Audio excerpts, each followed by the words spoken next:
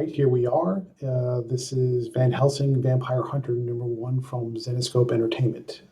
Looking at the credits, it's written by Pat Shand, who is one of the higher tier or tier A writers that Zenescope will frequently employ, primarily for their Van Helsing stories. So that's a good thing. You know, you got the right writer on the right title. Art by Giulia Pellegrini, colors by Robbie Bavard, and letters by Taylor Esposito. The cover A, or the primary cover, is also done by Igor Vitorino, who is one of the primary cover artists for Zenescope. So what's it about? We're going back to, this is sort of a prequel series where we're going back to the 1800s in London, where Liesel Van Helsing, shortly after her father died, and she's still going about the the wilds of Europe, dealing with monsters of assorted types. And she's teamed up with a couple of other vampire hunters who use different weaponry, from everything from bracelets that spew holy water to all kinds of gadgets that spring forth silver-tipped blades from their bodies, and they go around defeating vampires in all kinds of forms and fashions, in their little cults, in their nests, or wherever they're hiding. Anyway, one of the members of their group goes missing. Liesel says, "Yeah, we're going to go find him." They go find him eventually after rooting through some smaller vampire nests. But of course, what do they find out? That the person they're looking for is kind of found in a bad state, and you can imagine what that is if we're talking about vampires. And his discovery leads to bigger problems as far as much larger or bigger vampire conspiracy in the making. And that's where we end issue 1 before we head off into the rest of this 3-part series. So first impressions, this is a true blue classic, standard, everything you're looking for, Gothic Elizabethan or Victorian-era type of vampire story, starring Van Helsing's in-house resident vampire and monster hunter. She still has the same outfit, so they didn't make any changes there when it comes to the art team. But she's doing everything that you expect from a vampire hunter to do, using her crossbow, all kinds of weaponry, and her colleagues are just as formidable as she is.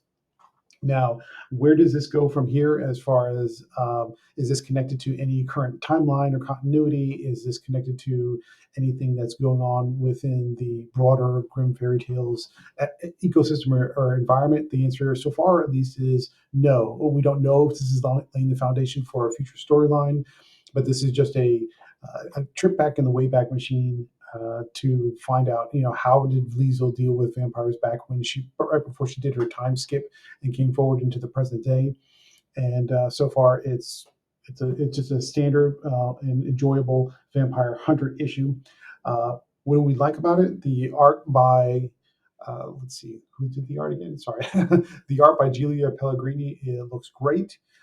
There are lots of detailed looks at the different types of vampires, not just in just as a mass conglomeration of vampires with pointy ears and fangs and red eyes, but they actually take the time to Julia took the time to make the vampires into different shapes and sizes, men, women, children.